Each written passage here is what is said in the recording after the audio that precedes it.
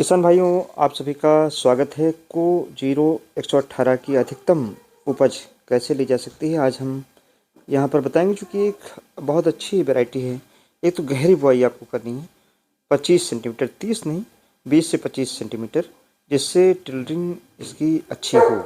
MB plough से जुताई करने के बाद हैरो रोटावेटर चलाने के बाद बुआई करें, ताकि सीड बेड बिल्कुल बारीक बने, जिससे हवा अंदर ना जाए, नमी खराश ना हो और गन्ना आसानी से जमे। 40 कुंतल कंपोस्ट और 5 किलोग्राम ट्राइकोडर्मा, यानी कंपोस्ट आप पहले भी डाल सकते हैं, लेकिन ट्राइकोडर्मा 1 कुंतल गोबर की खाद मिला करके आखिरी जुताई पर शाम के समय डाल सकते हैं। 8 से 10 माह का स्वस्थ गन्ना बीज के रूप में प्रयोग करें। Humic acid, fulvic acid 5 kilogram जुताई के समय डाल सकते हैं। इसके अलावा ताज़ा मोटा गन्ना जो ऊपर का 2/3 भाग है उसको बीज के रूप में प्रयोग करें, क्योंकि नीचे जड़ें होती हैं, जमाव उतना नहीं हो पाता है।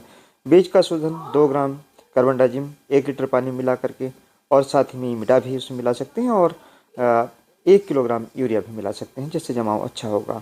खाद बुआई के समय डालें। Dose 200 kilogram single super phosphate, 1 bag urea, 1 bag muriate of potash और 12 किलोग्राम जिंक डालें, या जो यारक कॉम्प्लेक्स आता है उसको डाल सकते हैं।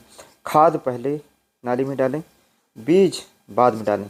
जो लाइन से लाइन की दूरी है वो 30 मार्च तक 5 फीट तक रख सकते हैं, अगर आपके पास छोटा ट्रैक्टर है। और अगर छोटा ट्रैक्टर से नहीं करना है तो आप इस दूरी को कम कर सकते हैं। अप्रैल के बाद ये दूरी निश्चित तौर से आप घटाएं और 4 फीट की रखें। गन्ने के जो टुकड़े हैं 2 आँख के टुकड़े प्रयोग करें, मिला करके उनको बोएं। आँख ऊपर की तरफ रखने की कोशिश करें, कम से कम एक आँख ऊपर की तरफ हो।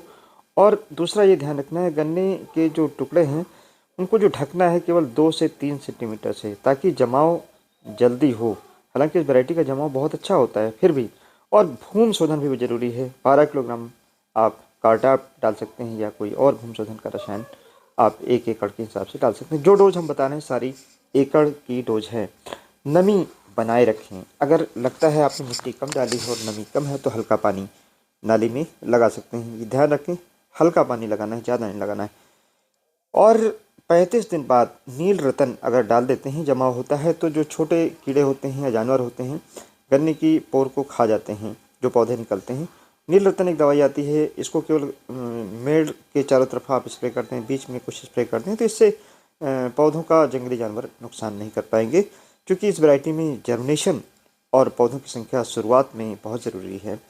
45 दिन बाद 25 किलोग्राम कैल्शियम नाइट्रेट 1 एकड़ में नाली में डाल करके और हल्की गुड़ाई और सिंचाई करते हैं। नमी की दशा में कैल्शियम नाइट्रेट आपको डालनी है। और 50 से 55 दिन के उपरांत आप 1 बैग यूरिया दोबारा से खेत में डाल दें, जिससे जो टिल्डरिंग का टाइम है, यानी जब ब्यात होती है, तो ज़्यादा से ज़्यादा ब्यात हो जाए। गन्ने की जो लाइन है उसको मिट्टी से तब तक न ढकें जब तक पूरी टिल्डरिंग न हो जाए। 1 मीटर गुड़ की लंबाई में कम से कम 18 गन्ने 20 गन्ने हो जाने चाहिए। एनपीके का स्प्रे करें 18-18 का 2 ग्राम प्रति लीटर की दर से स्प्रे करें। कार्बन डाइजिम मिला सकते हैं और या इमिडाक्लोरपिड मिला करके स्प्रे करें। 15 दिन के अंतराल पर 3 बार इस प्रकार का अगर स्प्रे आप करते हैं तो नाइट्रोजन, फास्फोरस, पोटास पौधे को एक साथ मिलेगी, और इसका ये फ़ायदा होगा कि गन्ने की मोटाई भी अच्छी होगी, गन्ने में रोग रोधक क्षमता होगी, लॉजिंग बाद में नहीं होगी, गन्ने के पौधे स्वस्थ होंगे। खरपतवार के लिए रोटावेटर चलाएं छोटे ट्रैक्टर से, या अगर रोटरी टिलर है उसको भी चला सकते हैं। और मिट्टी कम से कम खेत में 2 बार चढ़ाएं। जून में फिर से 1 बार यूरिया 50 किलोग्राम दे दें।